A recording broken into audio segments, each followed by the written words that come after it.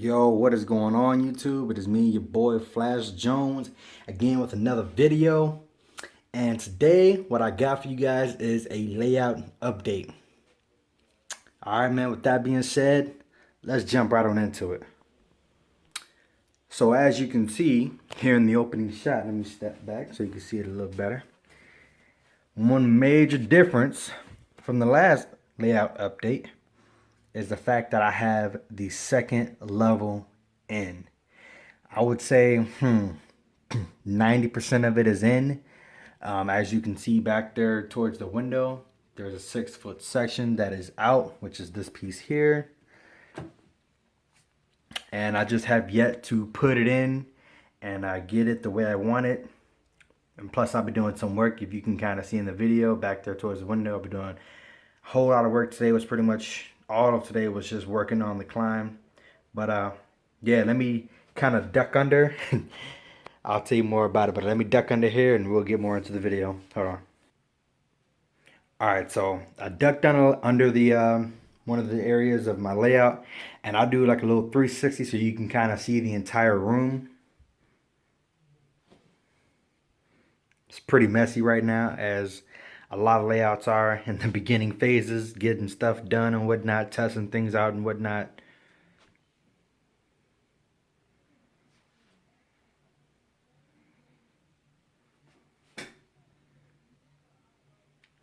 And there we go.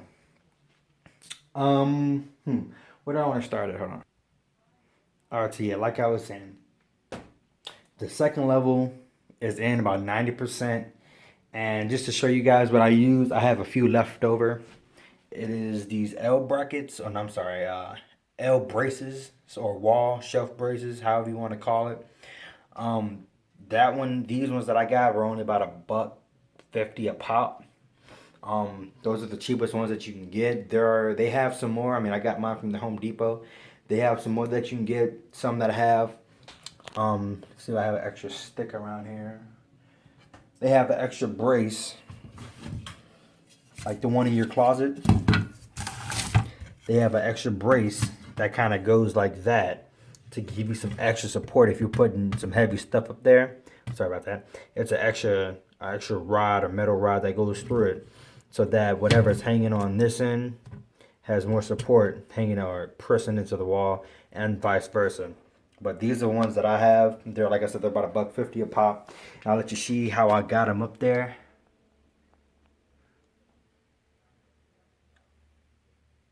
If I'm not mistaken, they're about 8 inches long by 12 inches long.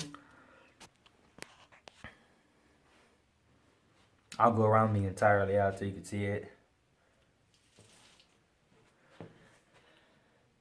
Get closer up on that one.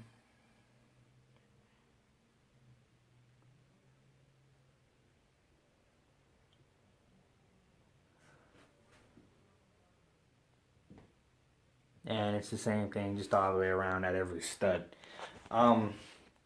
Crazily enough, this wall, the left wall, so looking this way, the left wall, it was pretty easy to get the to find the studs. Oddly enough, the right wall was about twice as hard to find the studs. I do have a pretty good stud finder. I had one that was better than this one, and it didn't work at all. When I say it was giving me false readings, I would say about every 4 inches, it told me that I had a stud. And when I went and exchanged it for a cheaper one, believe it or not, I exchanged it for the cheaper one. I'll even turn it on so you can see it.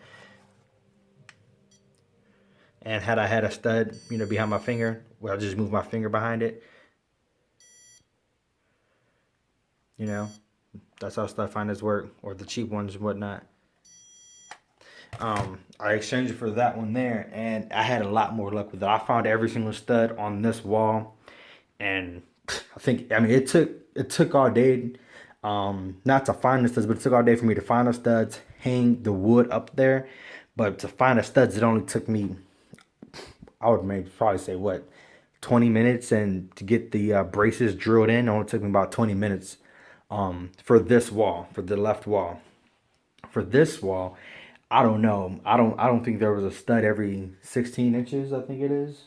Let me check my tape measure. Hold on. Sorry about that. Just had to double check. Yeah, every 16 inches there's supposed to be a stud. If not every 16, every 24. And I'm double check on that real quick. Yeah, every 16 to 24. But since on the other wall they were all 16 inches apart, I just kind of figured that it would be standard, you know, at least for this bedroom, that on the adjacent wall or the opposing wall, that it would be the same thing, but it wasn't. But I whatever I was able to find back there, it's seeming to be sturdy enough that it's holding up 13 feet 13 feet long, and the wood is maybe, I would maybe say, at least 15, 20 pounds total. But one thing, if you are gonna do this, and this is not a how-to, this is just saying, hey, this is what I did.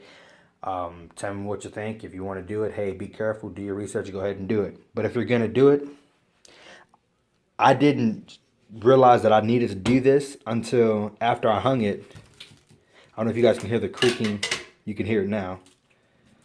But when I first hung it and I kind of let it hang without me holding it, I heard a lot of creaking. I heard it.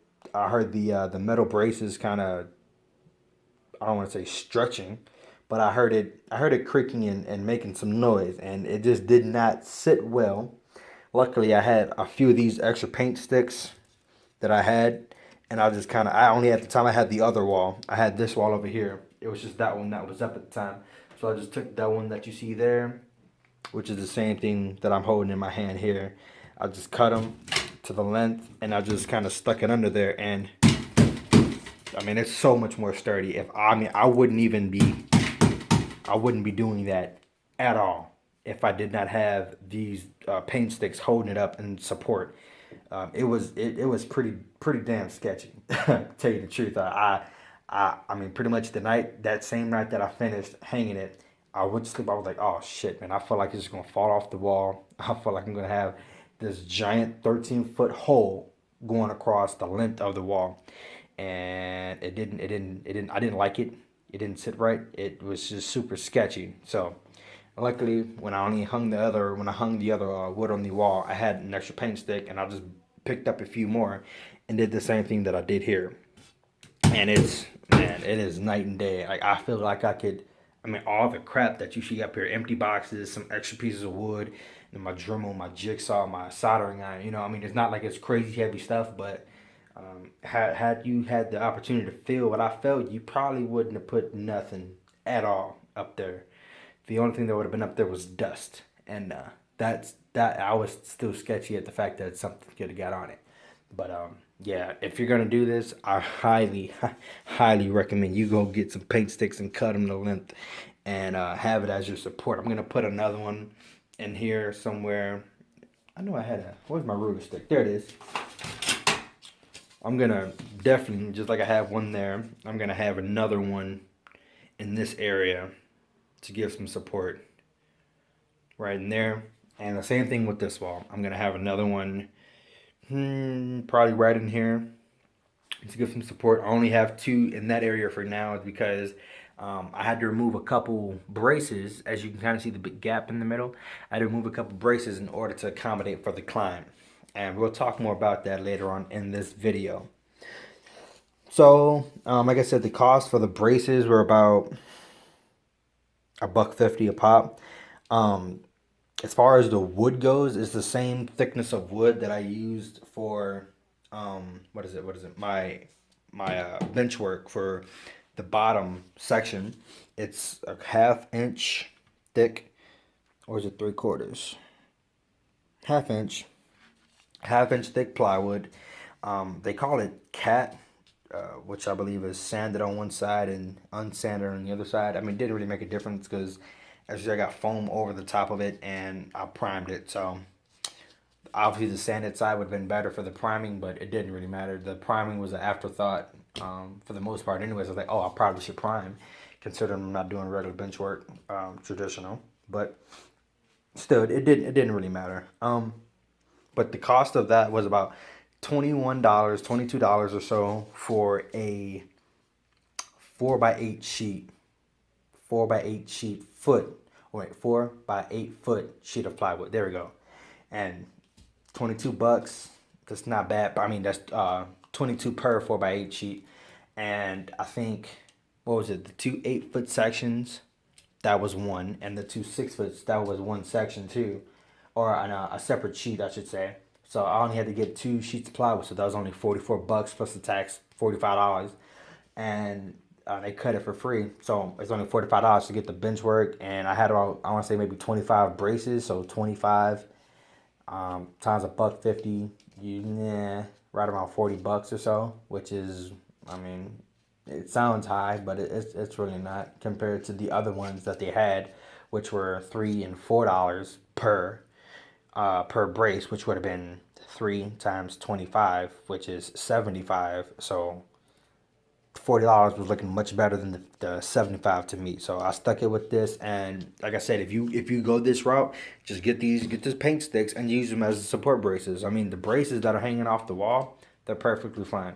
But for the fact that the bench work for the upper level is coming out 2 feet, and that the uh, the brace only comes out up 1 foot. No, I'm actually misleading you. It's actually 10 inches. It's 8 by 10 inches.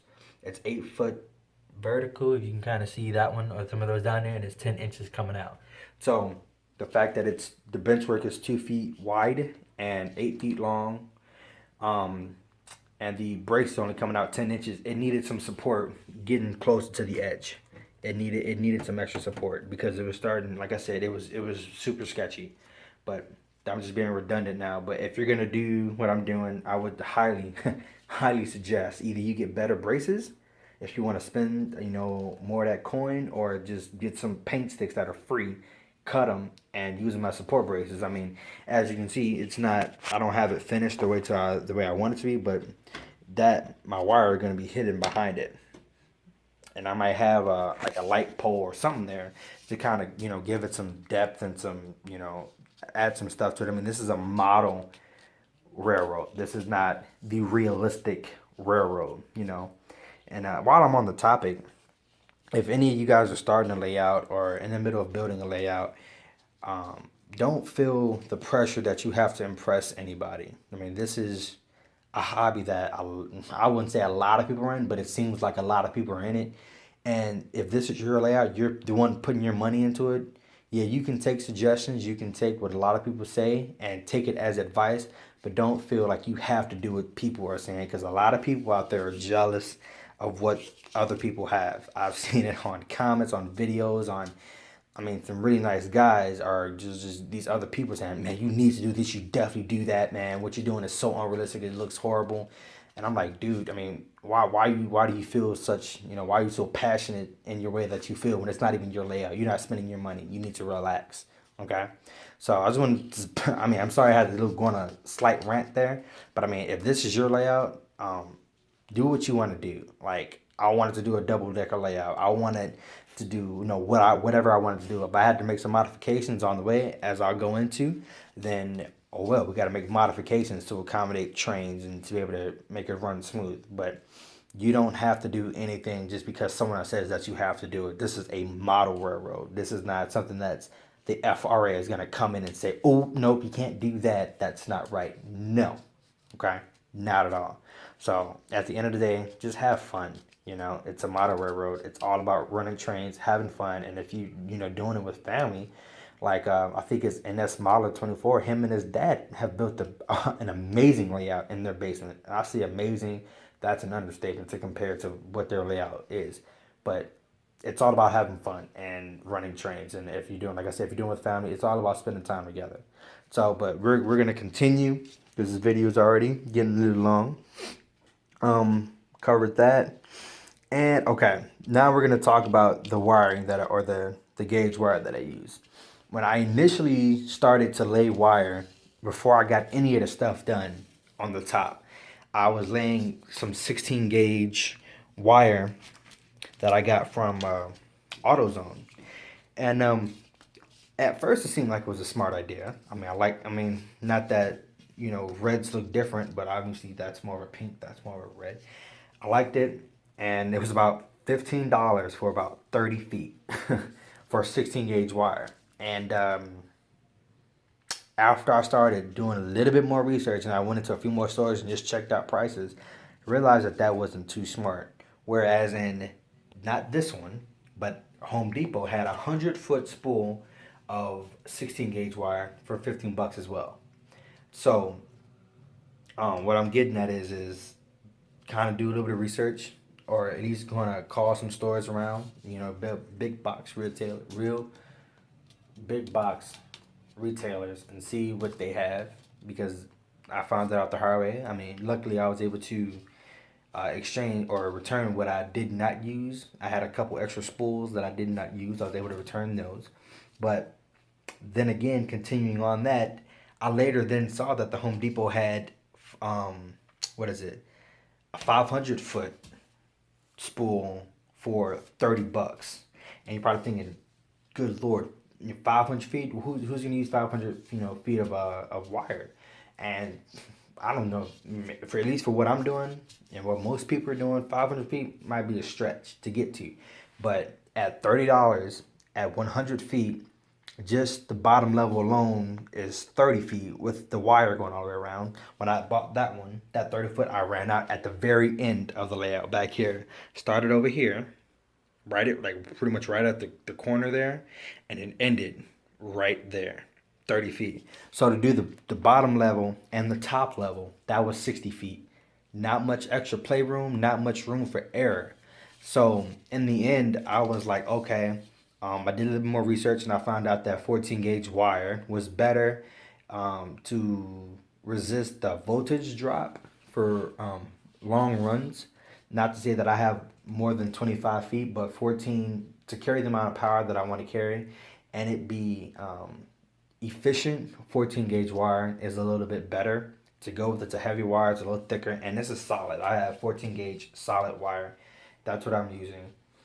For feeders, I have some 18 gauge wire, and when I run out of that, I don't know. I might try. I might try to use some of this 14 gauge, and that I don't know anybody who uses 14 gauge wire for feeders, but only reason being is because a lot of people use the rail spike method for feeders, and I did it with.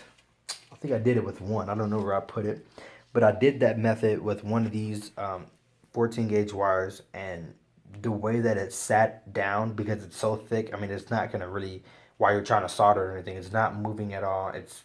I mean, the way you bend it, you don't have to worry about twisting wires or anything. It just stayed, and I liked it, but I haven't tried it yet. I may try it. If I do, I'll let you guys know how that goes. But I'm using 14 gauge wire, and I'll kind of take you under the layout to kind of show you how I have this set up. Okay, let's see if I can zoom in. There we go. Okay, so on the right side, you can see I have the SB5. I'll zoom in a little bit more. On the right side there is the SB5, the NCE Smart Booster, and to the left is the DB5. Both are 5 amp power supplies. So total, I have a 10 amp power supply, so to say.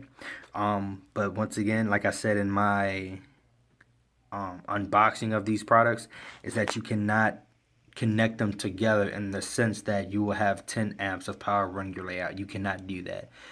Ed, the guy, the technical guy at NTE, told me that straight from his mouth, that you cannot connect them together in order to have the same amount of to have 10 amps running through it.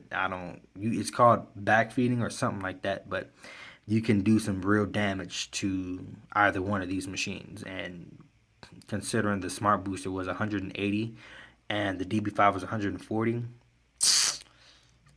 that's not a lot of that's a lot of money to play with, in the sense of you're gonna be out of 180, 140 bucks if you damage it because you want to have 10 amps. Plus, 10 amps is a very dangerous amount of electricity running through your layout at the same time. So what I have to the right of the SB5 is one circuit breaker for the bottom layout, and to the left of the DB5 is its own EB1 short circuit protector circuit breaker for the upper level. And NCE has a Yahoo email group set up, and I was someone had suggested here it comes with the whole you can take what people say but not have to do what they say. And these guys are cool. I mean, we were having suggestions, we were just talking, so they were fine. But they were suggesting that just to have one short circuit breaker for for one entire level. The purpose of it, I see what they meant, as in you want to have multiple breakers to divide the layout into power districts. So if that is a short of one district, the other district doesn't shut down. It's just gonna be me on this layout. I don't know anybody in my area that is a model railroader and that is gonna be coming over here with an extra throttle to run trains. And so with that being said, if there's a short, I'm the only one down here and I'm the one running that train, so I'm gonna assume the short's with that train if that's the only thing moving. After the layout has been powered and after 5-10 minutes, if a short occurs, it's gonna be with my train. So, but I the suggestion that was made, it was interesting and it was smart. That fact, if you want to divide your layout, that's a good way to go. But this room is a 13 by 10. It's 13 by 10 feet. And maybe one or two more people can fit in here comfortably and be able to walk around and do switching and all that other stuff. So for my setup, one EB1 per booster is sufficient. Plus, I don't know if you guys know this, but the short circuit breakers are not built to protect your trains and your decoders. They are built to protect the boosters. You can find that on NCE's website. You can call Ed and ask him yourself. The EB1s there and there are not built or not in place, so to say, to protect your trains. Okay, they're to protect your boosters. The $30 EB1 is a much better price to pay for a damaged component compared to 180 or 140 because you allowed a short to consistently occur for a decent amount of time. So that's my setup, and I'll zoom out so you can see how I kind of have it going. So back out a little bit. And that's kind of how my setup is. I built a little shelf. I wouldn't say built, but I kind of made a little shelf under in here. This is how the layout is. It's not that much further down, maybe half the way down. It's 2 feet 5 inches from the ground, so that's about a foot and 2 inches up. Not bad. So, but what I have is on the left side, the DB5 is powering the upper level. So I kind of have it straddling the leg. It's coming from the DB5 to the EB1, straddling up one of the legs. And let me get down in here so you can see it. But in the back is the same wires. And the way that I have it so that I don't get confused, sorry about that, to come through, is that what's covered in this white duct tape is all for the second level. Only in this area, in this situation, is that the case. Because in other areas on the bottom layer, I do have other white duct tape, but it has nothing to do with the second level. And I had to differentiate between these two sections or set of wires. Because this set of wire, there's two quick splice connectors coming from the SB5. And this section is coming from the DB5, and it goes up to where you can kind of see the bulge right here, and I bring you up, and it comes out right there, and it comes to the second level, and that's how I have the wiring. It may seem a little bit confusing. Sorry about the jerk. I'm doing this off my phone. It may seem confusing to you, but it's definitely not confusing to me. I may go back and put some color to the line for the SB5, or I may do it vice versa. However, just so that I might do it for the DB5 since that's the only area for wiring for the DB5. But I'll go back and make it a little more clear, just in case I have a mental breakdown and I can never remember what I did. But like I said, in the back is the wires for the DB5. It comes around, it's coated, and the white comes up, goes right in there. I drilled a hole and allowed it to go up behind that paint stick to the second level. So, but overall, the setup of it, I like the way this looks. I'll even cut it on for you real quick. Oh, I unplugged them. That's all right. I'll plug them up for you. Hopefully I don't have any shorts. Nope. And as you can hear, some trains turning themselves on already. I'll even cut the lights off so you can see that. Oh, wrong one. I'll even cut the lights off. And that's the way it looks with the lights off. I'll post a photo after this. I'll put it into the video, showing how it looks with the flash on the camera if I can't turn it off right now. But that's the setup, and the light on the EV1.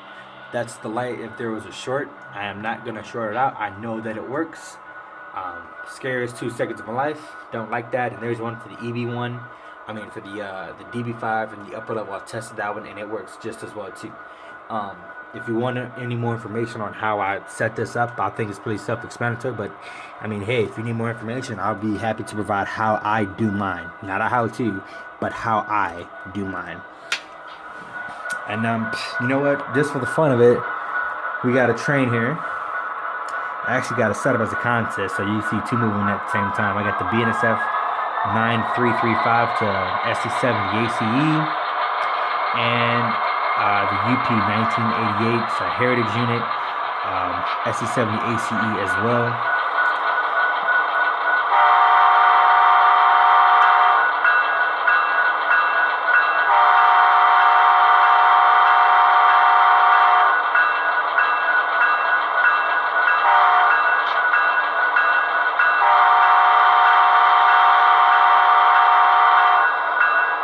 I love that.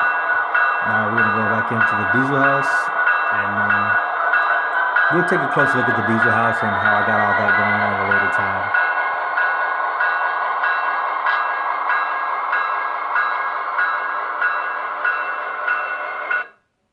Oh, that's all right. Okay. Well, that's that. Next, we're going to talk about the climb, okay? And I don't know if you guys remember from my initial video, I know I had nothing to reference. I had nothing in here. All I was kind of doing this thing, moving the camera around, saying, hey, I'm going to do this, I'm going to do that. But now I can kind of show you a little bit better.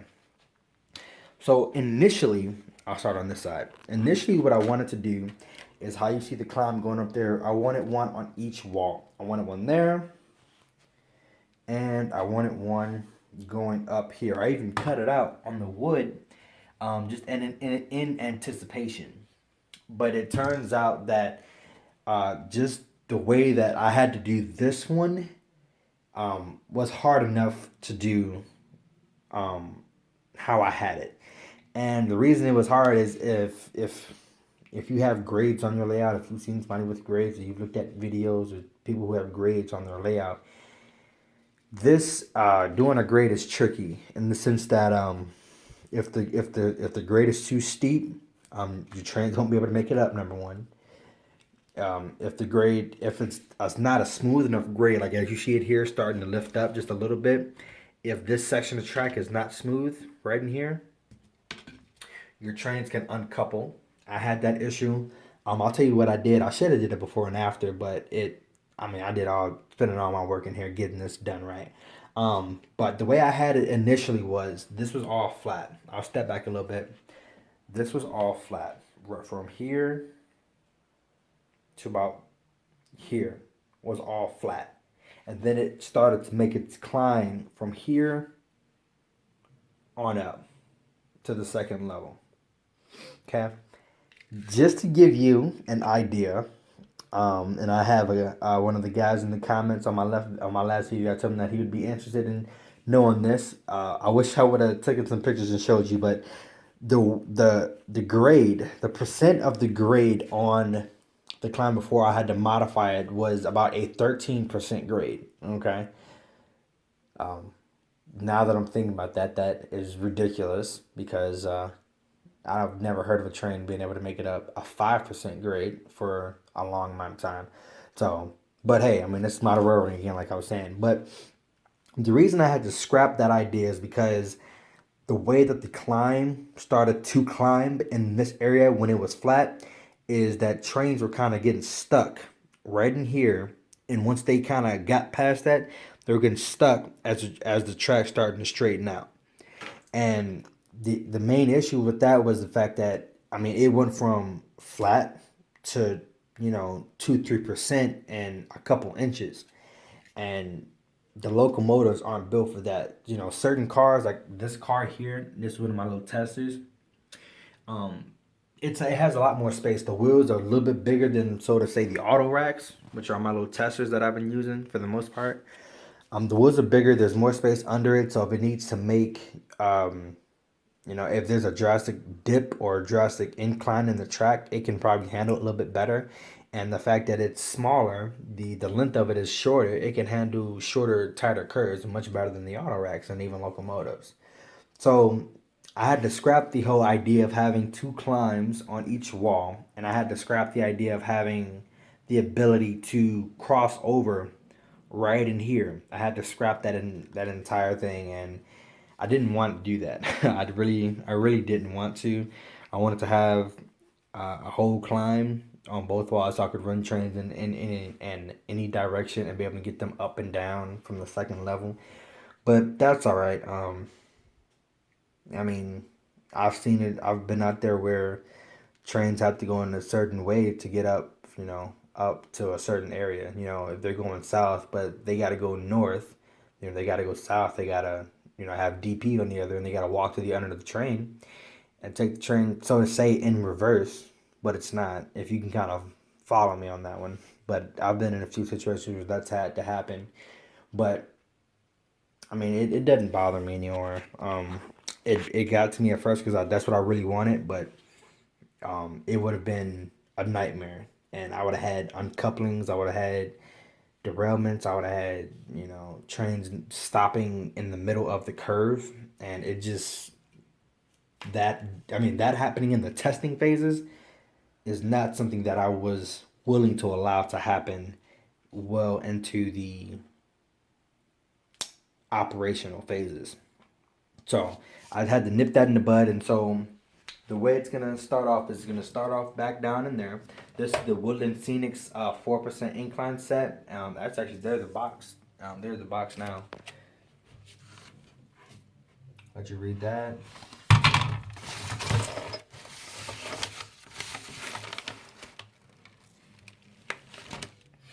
They have two sets. They have a four. What is it? 2%? I think it's a 2% grade set. They have a 2, 3, and a 4, I believe, actually. Um, this set, the 4% incline set, goes from flat to 4 inches off the ground, so to say, and 8 feet. And they have another one that that goes from flat to 4 feet and 16 feet. Or let me rephrase that. They have another one that goes from flat to 4 inches off the ground or off the benchwork, and 16 feet. And that's or you can get the one that's just a 2% grade, and I think that one goes from 0 to 2% in